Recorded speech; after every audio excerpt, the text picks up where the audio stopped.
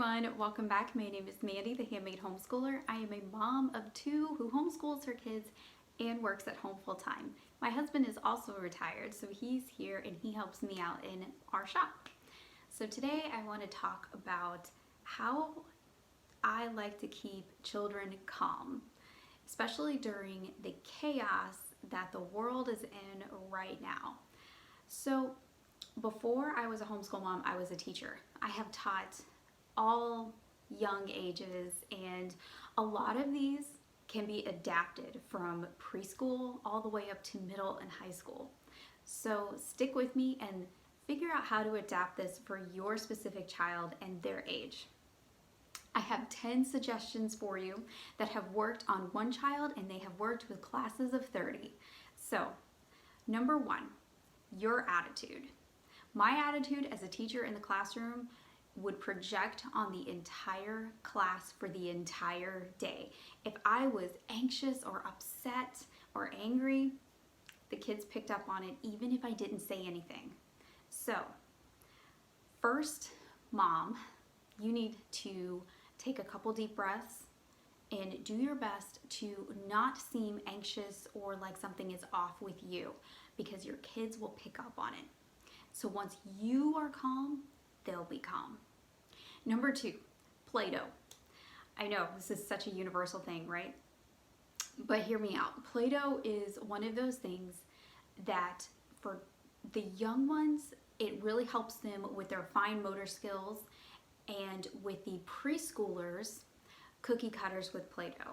Oh, it is the best thing ever. If you have some cookie cutters, even if it's little hearts or stars, give that to them, and a little rolling pin. They have like Play-Doh rolling pins, but we've used everything from Play-Doh rolling pins to my actual ones in the kitchen. Or if they just want to smash it with their hands, it helps them with those fine motor skills. They can make cookies with the Play-Doh, with the cookie cutters. They can do all kinds of things. And if your kids are older like mine, instead of Play-Doh, we use magic clay. Now this stuff is really cool, and it comes in these bags like this. This whole box has, I think, 20 colors in it. My kids go through this like crazy. It's on Amazon, and I'll leave a link to it in the description. But it comes in these little packets, and there's 20 colors in each box.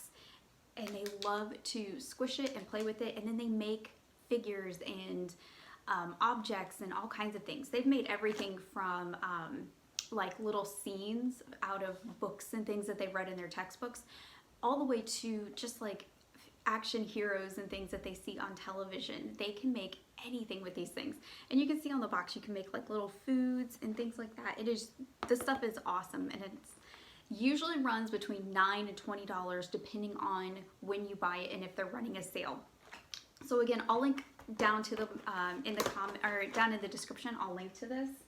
And if you're worried about a mess, especially with the younger ones, these are fantastic. I got these little trays, I think at Target, like forever ago, probably in the dollar spot.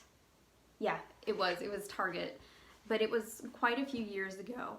However, I will see if there is anything like this on Amazon, and I'll link it down below for you. Try to find one with a lip not so high, because their forearms will hit it, but these are great. And this is also really good for painting as well. Anything messy at your kitchen table, these things are amazing. Okay. So along with the Play-Doh, you can make Play-Doh as well. And we do this all the time for Christmas and for different holidays, different seasons, and you can have them scented with different items in your kitchen. It is so fun to make Play-Doh and then to use it. And this is a great activity for preschoolers. They love doing this. Also, dump some glitter in there too, because they love glittery Play-Doh. Okay, so number three, bake. I don't know any kid, boy or girl, who does not love to bake and then eat whatever it is after. So bake with your kids and give a fraction lesson in there while you're at it. Number four, read a book out loud. This is so calming. You can read anything from Brown Bear for preschoolers, all the way up to Shakespeare if you have high schoolers. Decide on a book and read it out loud. Read the Chronicles of Narnia. Start a brand new book series that you haven't read before.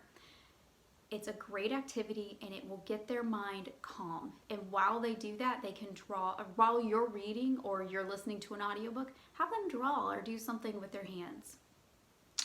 Number 5, and this is for my moms of younger little ones. Dance to Dr. Jean. When I would have students who were dropped off and who were very upset in the preschool, kindergarten years, we would get out a Dr. Jean. Now, Dr. Jean, if you have never heard of her, I'll try to link her below as well.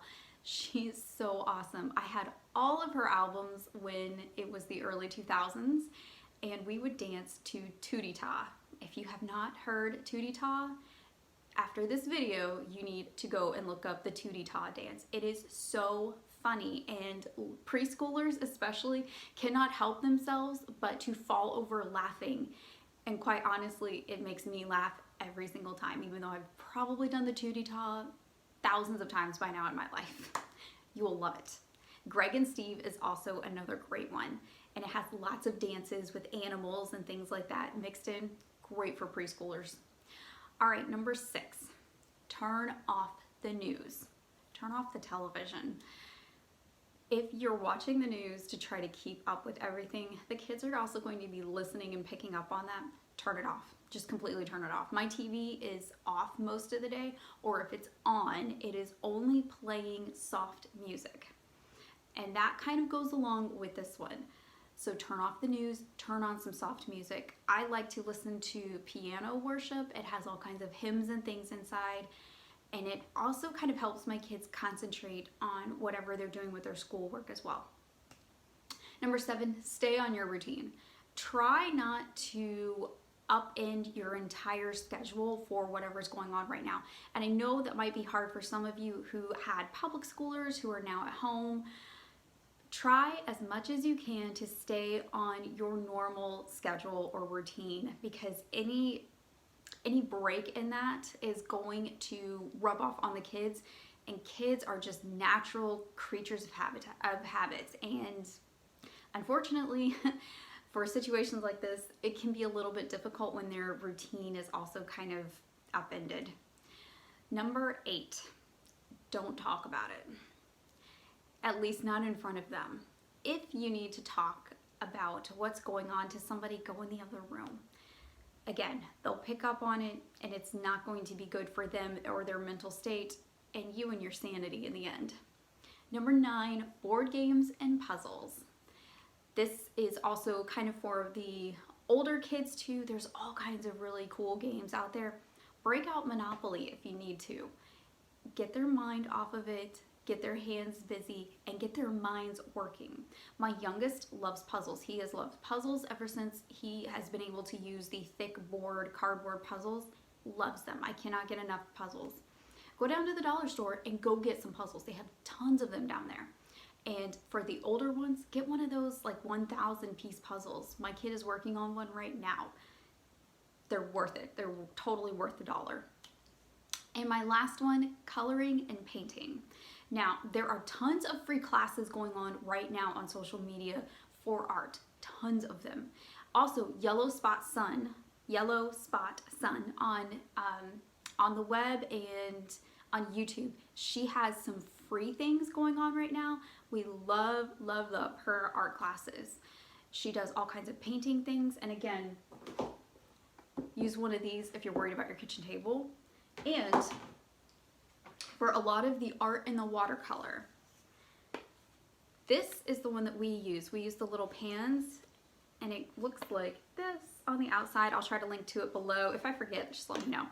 And it usually comes with a brush that has like a water holder in it, so you don't need like the extra cup. It's actually meant for travel, but we use it all the time. I actually bought one for myself so I could follow along on some of the tutorials because I love painting. These are great. The pigment is fantastic in them, and they don't wear out super easy because the pigment is so good in them. This is so much better than the like the Crayola ones and things like that. This is 10 times better, just a little bit more. I think this one was about $9 or $10. Totally worth it. So young ones, just have them finger paint. There's all kinds of finger paint recipes out there and different ways you can do that. You can also do that in here. Also for preschoolers, shaving cream. Toddlers to preschoolers, as long as they're not putting it in their mouth, so watch that. If you have the old can spray, or the old, the traditional type of foamy shaving cream, wow, sorry guys. If you have the traditional type of shaving cream, not the gel, you can put that in here.